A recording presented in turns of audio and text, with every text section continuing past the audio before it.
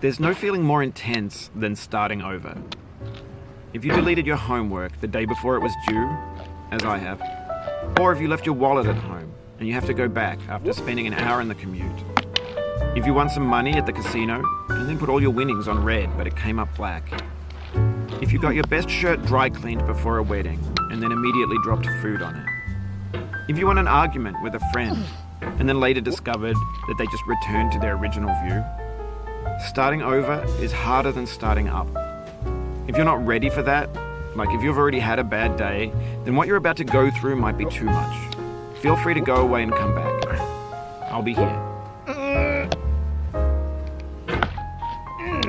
Alright, thanks for coming with me on this trip. I'll understand if you have to take a break at any point. Just find a safe place to stop and quit the game.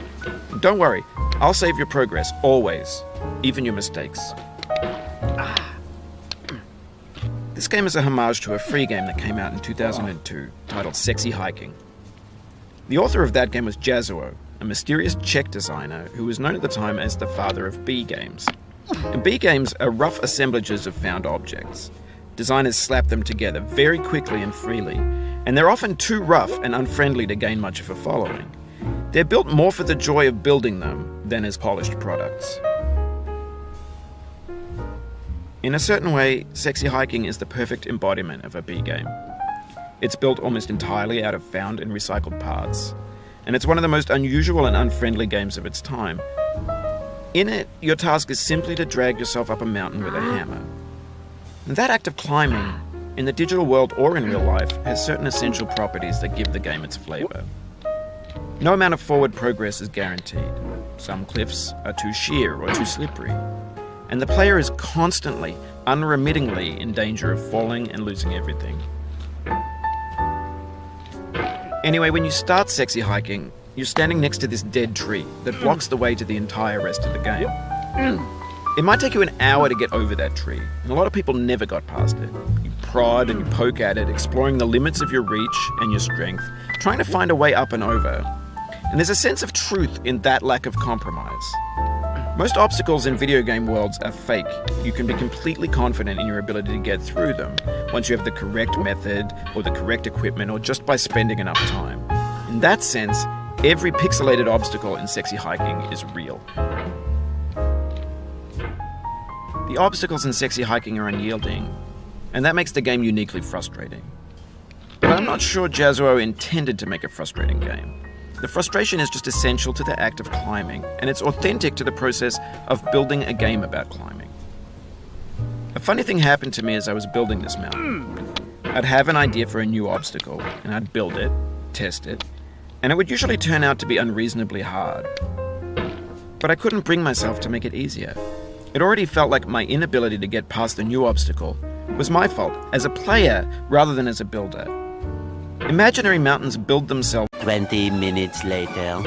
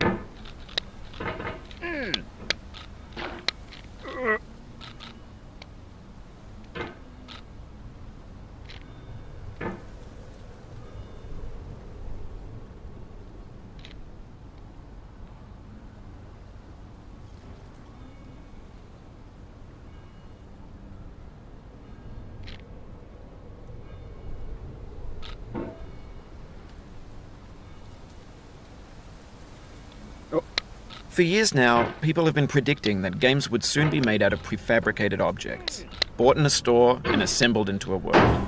And for the most part, that hasn't happened, because the objects in the stores are trash. I don't mean they look bad or that they're badly made, although a lot of them are. I mean they're trash in the way that food becomes trash as soon as you put it in the sink.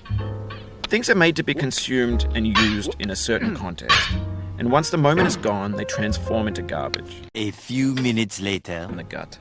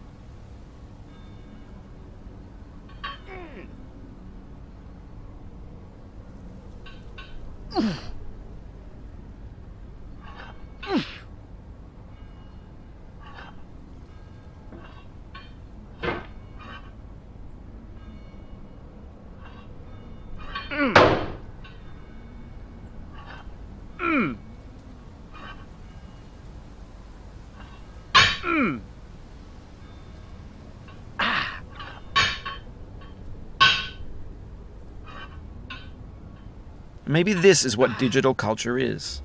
A monstrous mountain of trash, the ash heap of creativity's fountain. A landfill with everything we ever thought of in it. Grand, infinite, and unsorted.